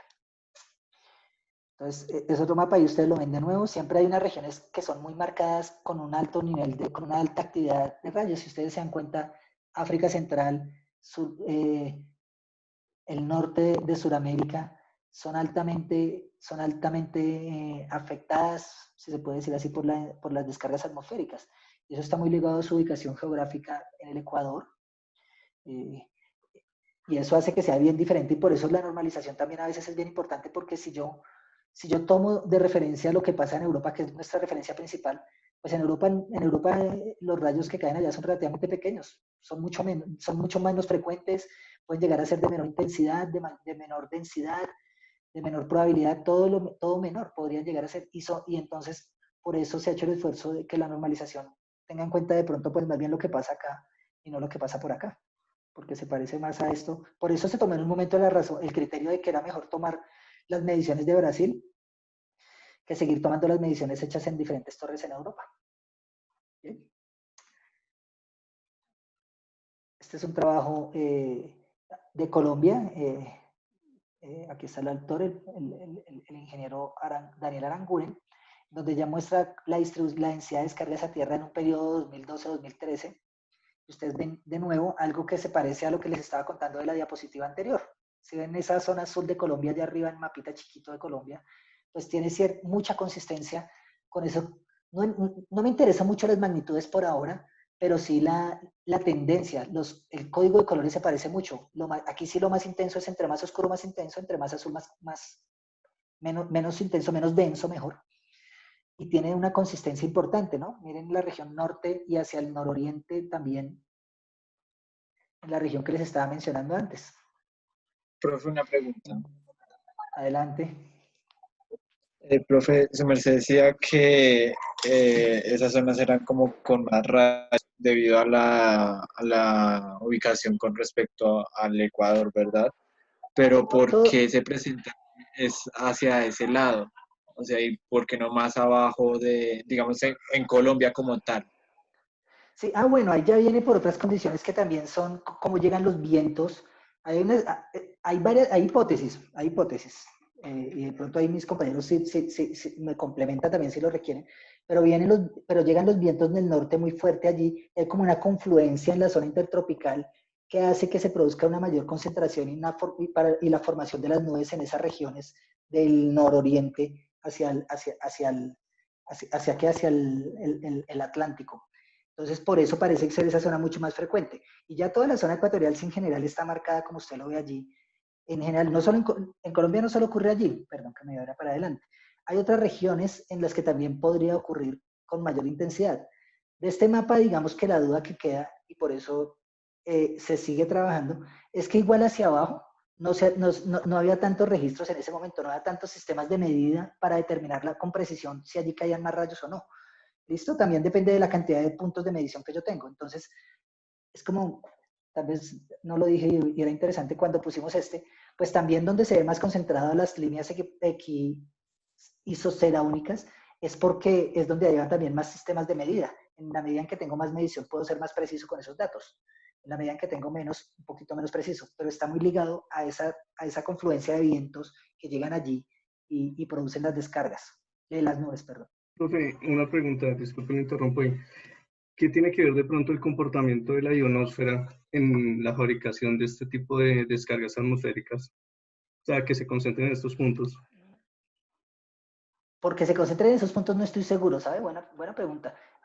La ionosfera sí tiene que ver, es porque hay algo que se llama el circuito global, que es que como la corriente eléctrica se cierra, entonces realmente como si todo lo que ocurre hacia la Tierra también ocurriera hacia arriba y se equilibrara. ¿Listo? Entonces, por eso hay gente que está dedicada a medir solo esos rayos ahora, que son unos rayos que se llaman red sprites y blue jets.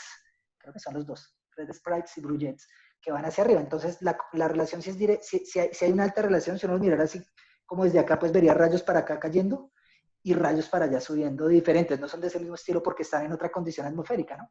Pero también ocurre. Pero ya que porque la ionosfera exactamente respecto a la posición de donde caen acá, sí, no sé si hay una relación, puede que la haya, pero no la conozco. Hay un colega que está estudiando exactamente eso en este momento en la universidad, no porque caen acá, sino exactamente el comportamiento de los rayos hacia la ionosfera. En la Universidad Nacional en este momento lo está estudiando. Puede ser que nos dé respuestas cuando tenga esa tesis lista, pero no me la sé. Si alguno la tiene, me la cuenta.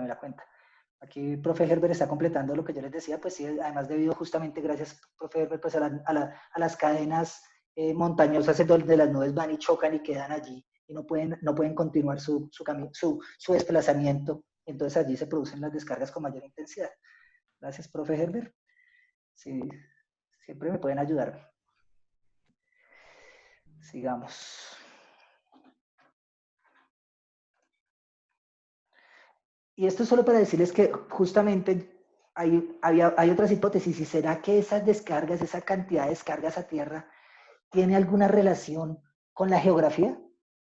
Con que tengamos tres hermosas cordilleras atravesando el país,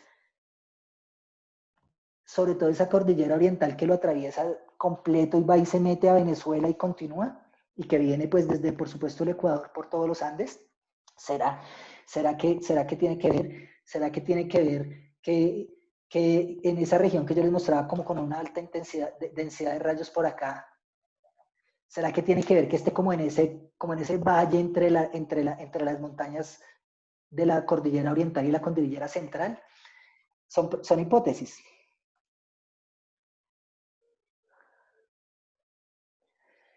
Son hipótesis. Entonces, pues también no nosotros, muchos colegas aquí en nuestro país lo han venido estudiando. Voy a prender la luz porque la vez pasada no me han dicho y no me estaban viendo, sino sospechando. Mucha luz. Entonces, muchos colegas lo han estudiado porque hay una relación inevitable de la temporalidad y de la ubicación espacial con las descargas. Entonces, sí la hay, y de hecho parte de lo que nosotros también hemos hecho más recientemente es analizar un poco las condiciones en Colombia en función de eso, de algunas características geográficas y demográficas además, que lo iremos viendo en las sesiones del seminario, que ya vendrán en breve.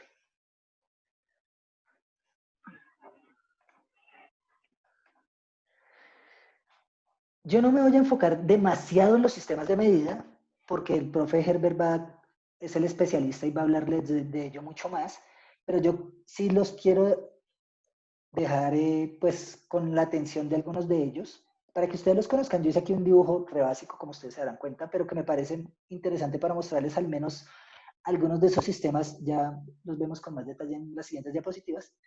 Entonces, ustedes seguramente se estarán preguntando, pero ¿cómo medimos esa corriente de rayo? ¿Cómo medimos esos rayos si son tan peligrosos, si son tan grandes, si son tan difíciles e impredecibles? Pues justamente eso hace que para poder medir rayos, si quisiéramos medir un rayo directo, la manera convencional, la manera de hacerlo es utilizando torres que llamamos torres instrumentadas. Torres que tienen sistemas de medida, ya les muestro una foto en la siguiente diapositiva, que tienen de sistemas de medida que me permiten ver la corriente que pasa por allí. O sea, yo pongo esa torre para que le caigan rayos. Es la idea. ¿Listo? Entonces, como por ejemplo, es solo un esquema, solo una representación la que puse ahí al lado izquierdo de la diapositiva. Pero esos sistemas tienen varias complejidades. Primero, son muy costosos. Segundo, son también costosos de mantener. Y no es tan fácil hacerlo. En nuestro país el esfuerzo de un grupo de investigación del Grupo Paz de la Universidad Nacional hace muchos años instaló una torre de medición. Primero la ubicó en un lugar de nuestro país donde desafortunadamente por condiciones de seguridad les tocó retirarla. Y la llevaron para otra zona en donde no caían tantos rayos, donde no fue tan afortunado el ejercicio y no capturaron muchos rayos, capturaron algunos pero no muchos, y de hecho un rayo les dañó varios de los sistemas de medida en algún momento. Bueno, no es tan fácil, es para decirles que no es tan fácil, es costoso. Entonces usamos algo que se llama medición indirecta. La medición indirecta se basa en medir campos eléctricos y magnéticos. Entonces, esos tres elementos que hay hacia el lado derecho se los tengo que contar. El primero es distinto a todos. Este de hecho, debía haber empezado por allí. Este que parece como un cilindro. Es distinto a todos porque ese tiene como función realmente es medir el campo estático. Es medir el campo eléctrico debido a las condiciones de la nube.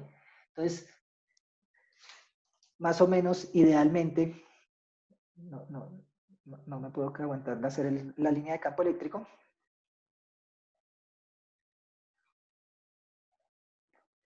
Idealmente las líneas de campo el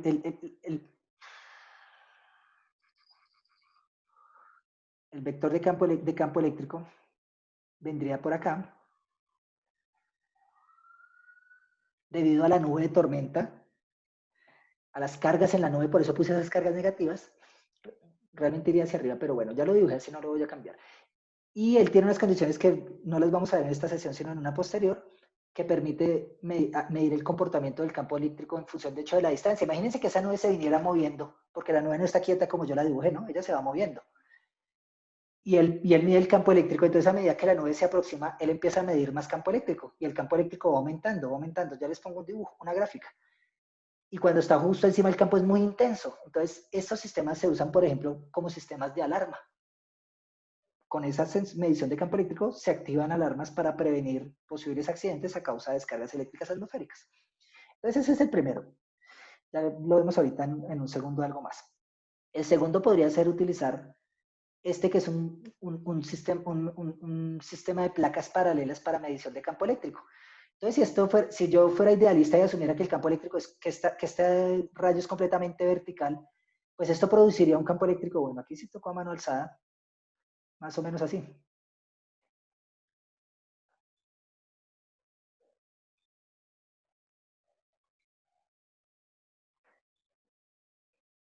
Ahí, digamos que ahí ya llega, si no, voy a hacer más tachones. A ver.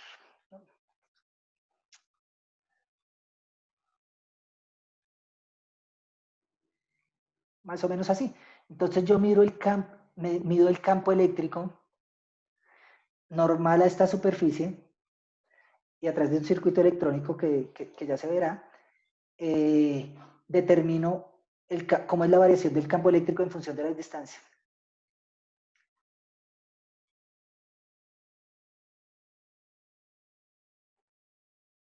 Sí, muy bien que me están corrigiendo la dirección del campo eléctrico. Es que lo puse así y luego caí en cuenta de la ubicación de las cargas, pero ya me mantuve consistente con mi ubicación inicial.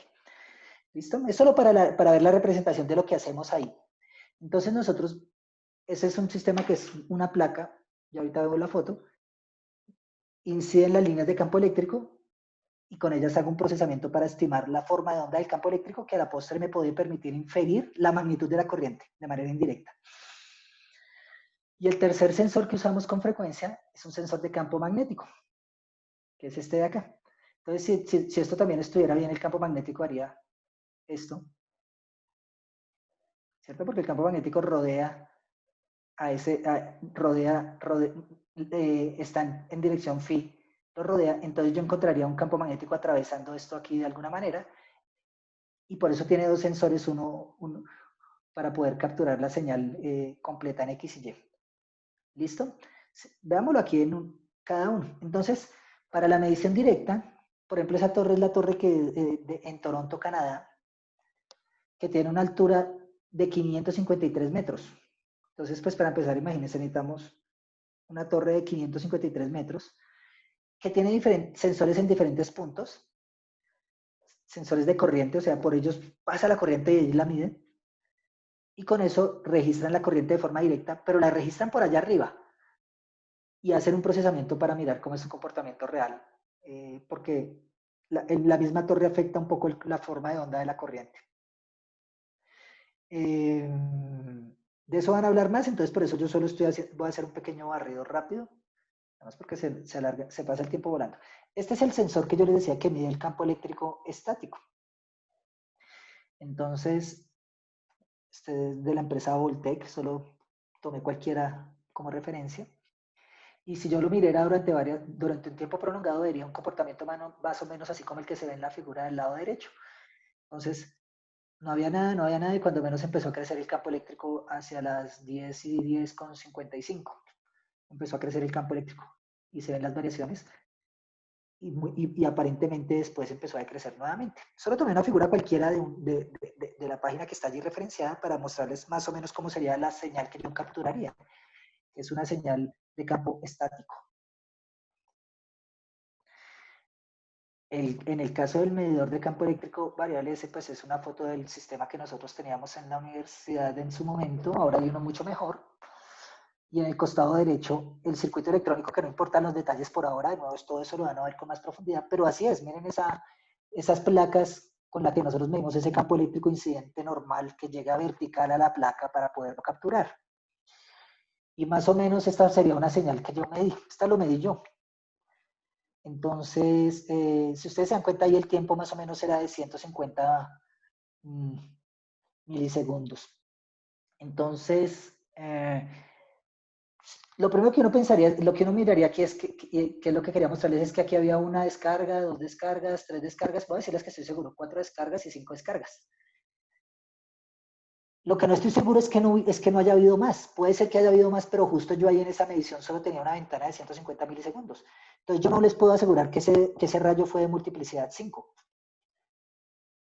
Porque si mirara más allá, y yo no sé si esto fue otra descarga o qué pasó ahí, ¿por qué no puedo decirlo en ese momento? Y fue una de las críticas propias del sistema, pues es que miren el piso de ruido tan grande que hay acá.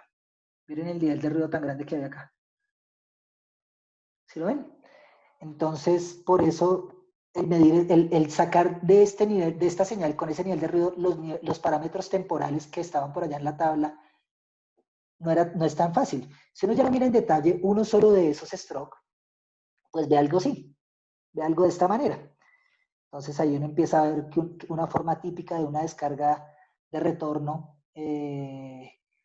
debido a partir de la medición del campo eléctrico, como el que les estaba contando. Entonces de nuevo ustedes ahí ven el ruido, claro, más pequeño porque esto está, mire, pasé de 150 milisegundos a 150 microsegundos, un poquito más, 200 microsegundos allí. Entonces, eso hace que ese nivel de ruido es el que yo les decía que genera pues incertidumbre en algunos de los datos. Pero esa es la forma de onda típica de una descarga de retorno medida por el campo eléctrico, que era lo que realmente venía a colación en esta diapositiva. Campo magnético, de nuevo también lo van a ver con más cuidado. Entonces un medidor de campo magnético típico es como el que ustedes ven allí al lado derecho. Esos dos lazos de corriente, esos dos lazos que permiten medir la corriente, el campo magnético que los atraviesa a partir de la medición del flujo magnético por ellos. Y el circuito magnético relacionado a él. Hay diferentes, este seguramente no es el que finalmente pudo haber usado el profesor Herbert, pero solo es para que ustedes vean un indicador de cómo es y una forma de onda que podría presentarse allí. Esa forma de onda es del profesor Herbert, no le pedí permiso para tomarla, pero esa forma es del profesor Herbert, de alguna de sus mediciones.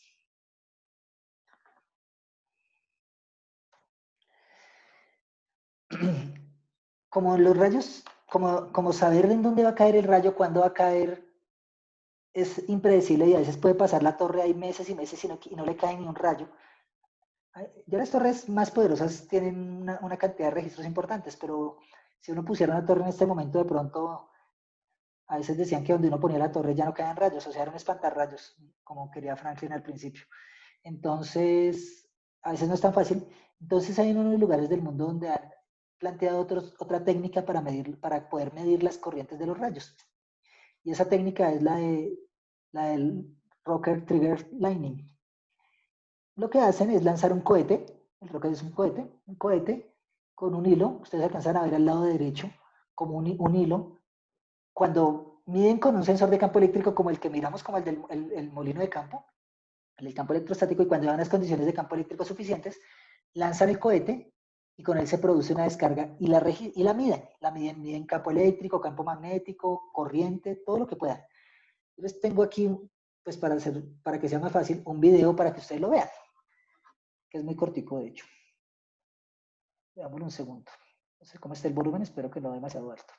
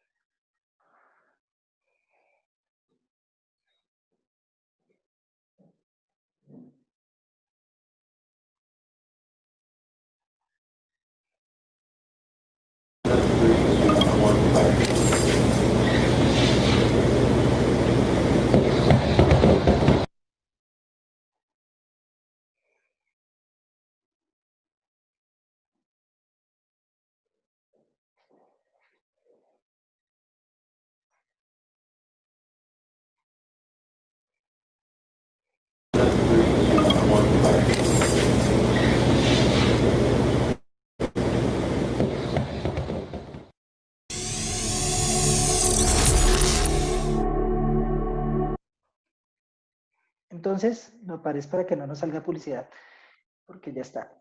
¿Qué hay interesante allí? Entonces, si ustedes se dan cuenta, pues lanzan el rayo, pues como eso es un hilo, eso se va desplazando cuando el rayo sube tanto que garantiza la descarga. No siempre hay descargas, no todos los videos son pues descargas efectivas, pero también tienen descargas fallidas, de lanzamientos perdidos.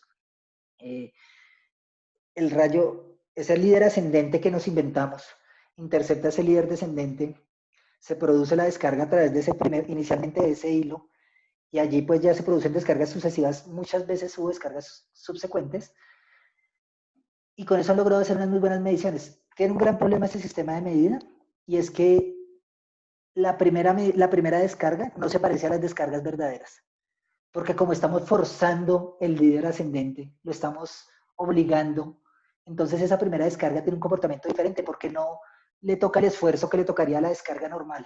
Entonces no se parece tanto, pero tiene una gran cantidad de información. Las descargas sucesivas sí son idénticas.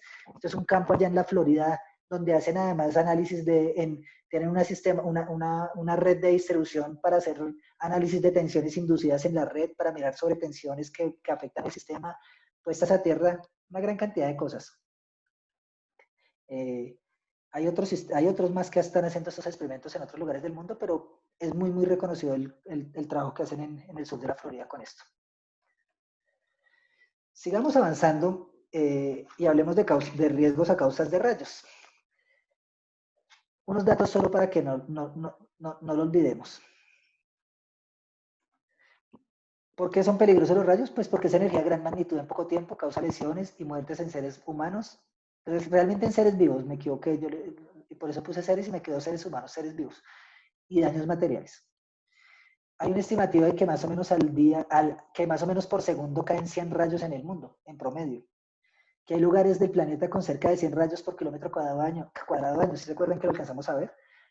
Y miren este dato, y me gusta ponerlo cuando hablo de este caso, de este tema, es porque en Estados Unidos uno de los fenómenos naturales más catastróficos son los tornados.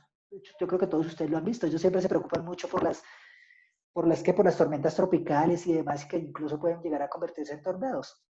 Pero de acuerdo a las estadísticas que ellos tienen, la mayor cantidad de muertes por fenómenos naturales es debido a rayos, y allá no caen tantos rayos como acá, que es más o menos el 27% de las muertes por fenómenos naturales, mientras que solo el 23% es por tornados. Por supuesto, la destrucción desde el punto de vista económico es infinitamente mayor la de los tornados, pero desde el punto de vista de muertes pareciera ser mayor la de rayos.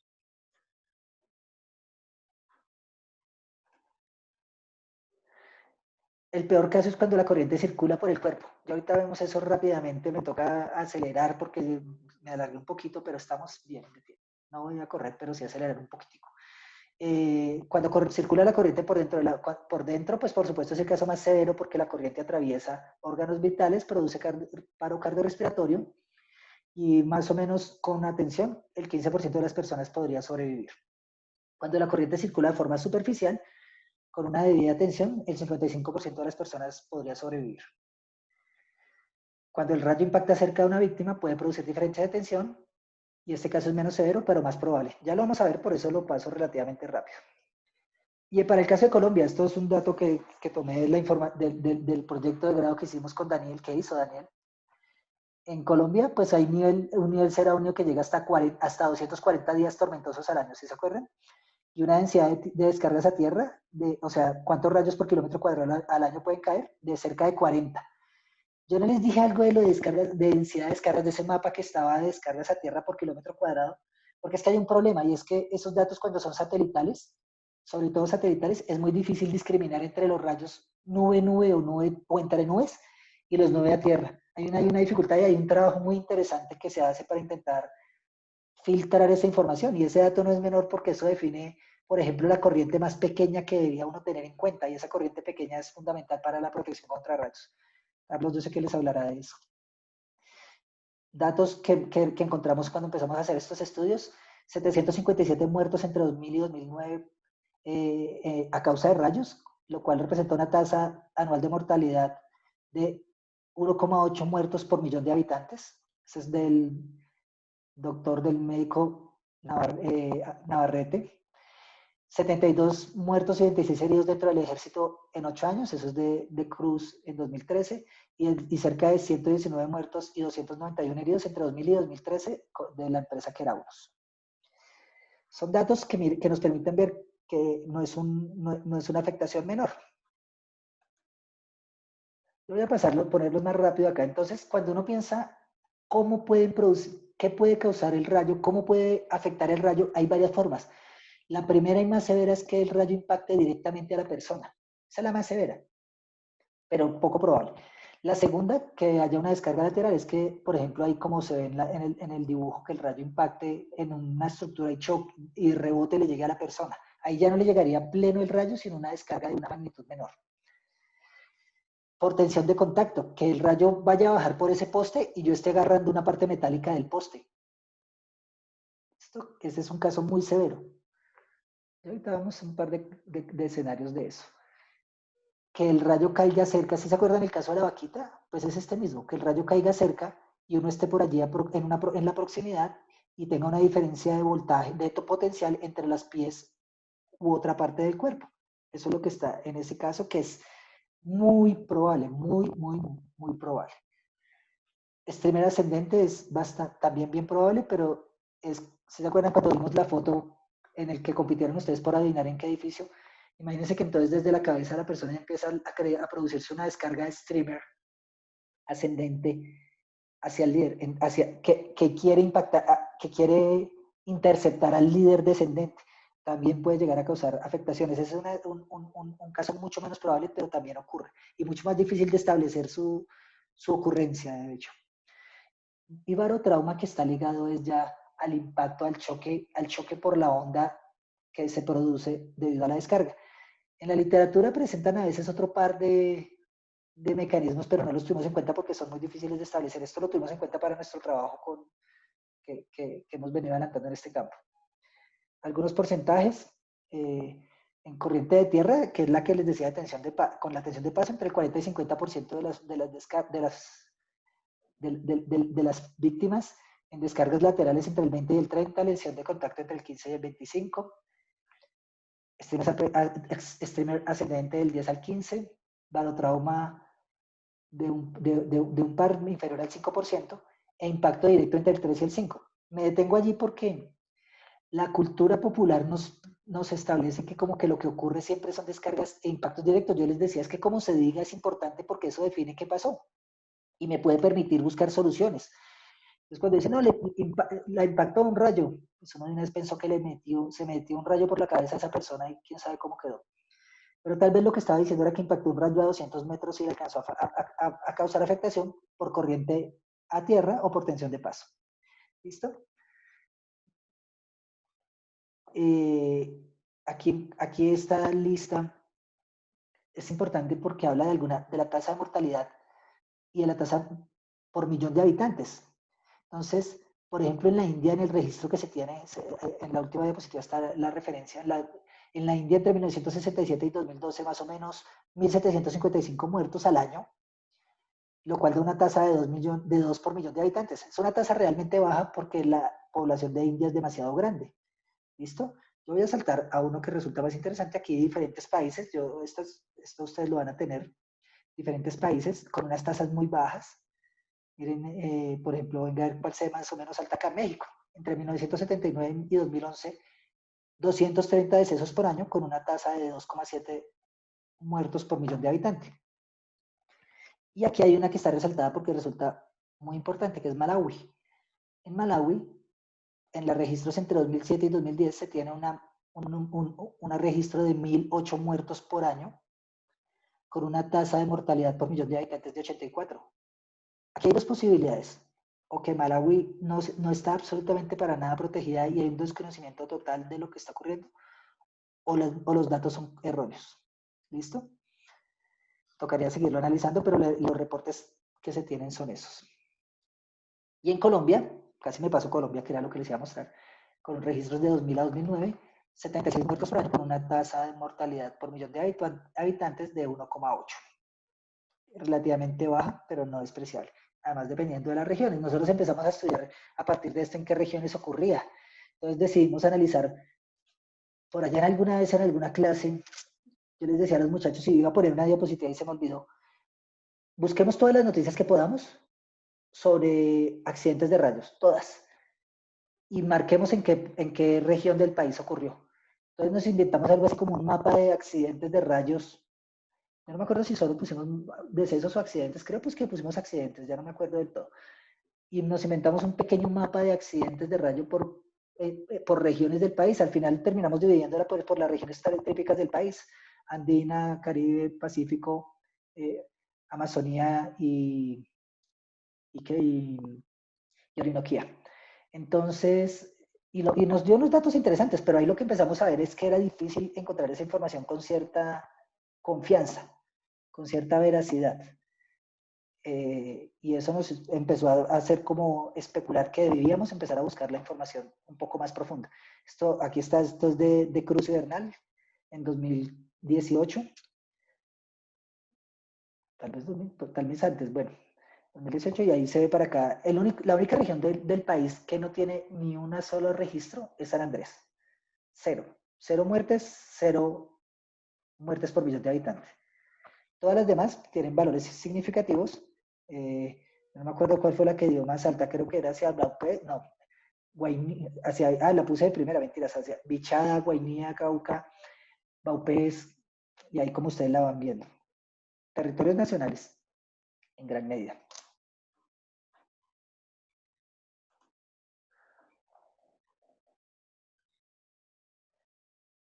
Sí, gracias por recordármelo, gracias. La ingeniera Soleil, que es parte de nuestro equipo de este seminario, les va a contar un poquito más de eso. Por eso también voy pasando relativamente rápido, porque ahí empezamos a ver, ella hizo un análisis muchísimo más profundo de toda esta información y nos la va a presentar en un par de sesiones. La quinta sesión creo que es.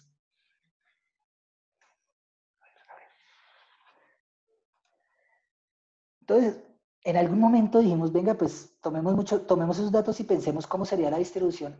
Ya hemos hecho mucho mejor que esto, pero muchísimo mejor. Eso lo vamos a ver también con Soleil. Daniel va a mostrar algunos datos, Giver y Sebastián van a mostrar algunos datos en este sentido, pero yo quise mostrar esta porque es que esta fue la que hicimos primero, fue la que como que dijimos, venga, dividamos eso de alguna manera por colores, porque es que como que tener todos los números ahí como que no le deja a uno analizar. Pongamos colores a ver si de pronto, aunque sea, empezamos a ver zonas similares, con características similares, para poder empezar a buscar soluciones similares.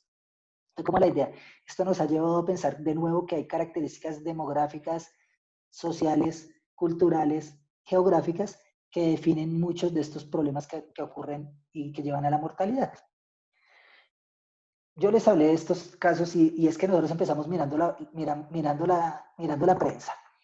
Y uno empieza a leer la prensa, no es necesario que la leamos, y empiezan cosas a decir cosas tan poco importantes que uno no sabe qué ocurrió realmente. Entonces aquí hay dos ejemplos de dos periódicos de reconocimiento en el país, el Universal de Cartagena, el Tiempo de Bogotá, con dos accidentes que yo les mencioné la vez pasada que ocurrieron el 23 de octubre, que fueron reportados el 23 de octubre, realmente debieron haber ocurrido el día anterior. ¿Listo? Entonces, algo también que nos llevó a pensar que es que la educación es una cosa, pero trascendental, es que si no se dicen bien las cosas, si no se encuentra bien la información, pues es difícil lograrlo. Y en ese proyecto que trabajó Daniel, se hizo una pregunta fundamental y es, ¿cuáles son las características que debería tener un programa de educación en prevención contra rayos para la población colombiana? Y el objetivo pues era determinar las características de los programas de educación contra rayos, que han sido implementados alrededor del mundo con el fin de hacer una propuesta metodológica educativa en prevención contra rayos en Colombia. Entonces Daniel decía, mire, estamos trabajando en medición, detección, protección, la física de la descarga y el modelamiento, pero nos falta ese engranaje que es la gestión del riesgo por rayos. Si logramos ese engranaje, eso ya se articularía mucho mejor. Y fue la propuesta y es lo que nos ha llevado a trabajar mucho tiempo en ese tema.